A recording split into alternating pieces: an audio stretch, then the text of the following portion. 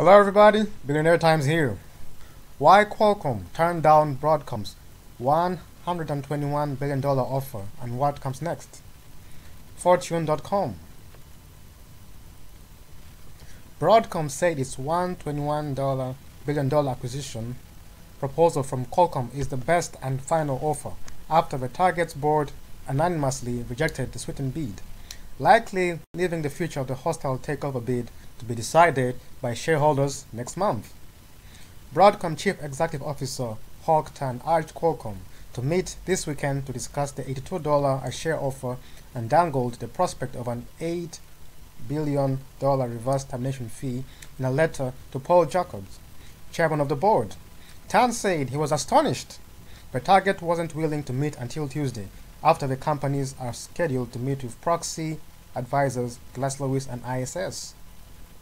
The offer materially undervalues Qualcomm and falls well short of the firm's regulatory commitment needed to gain approval for such a transaction, the San Diego-based company said Thursday in a statement.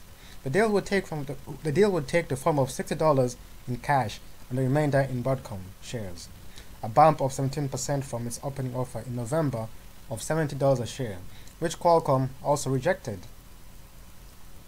Qualcomm's second dismissal of Broadcom's approach puts the focus on a March 6 shareholder vote on whether to replace the smartphone chipmaker's board with Broadcom's own nominees.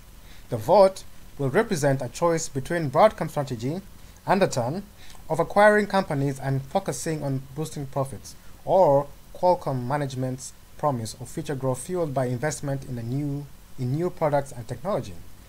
Your proposal is inferior relative to our prospects as an independent company and is significantly below both trading and transaction multiples in our sector, Jacobs wrote in an open letter to Broadcom's Tan.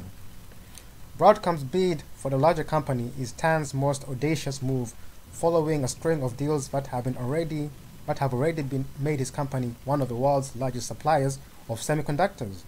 He wants Qualcomm for its leading smartphone modem chip division, an example of what he calls a franchise that will continue to dominate its industry. The market likes what Tan has accomplished so far. Stock of his company, formerly called Avago Technologies, ended 2009 at $18.29. Is currently trading at more than $229. Qualcomm's contention that the chipmaker's future is brighter as a standalone company has become a tougher sell, given the multiple challenges that have cropped up in the past 2 years. The greatest concern centers around Qualcomm's lucrative technology licensing business. Check out the whole story at fortune.com. Alright, thanks for watching. Goodbye.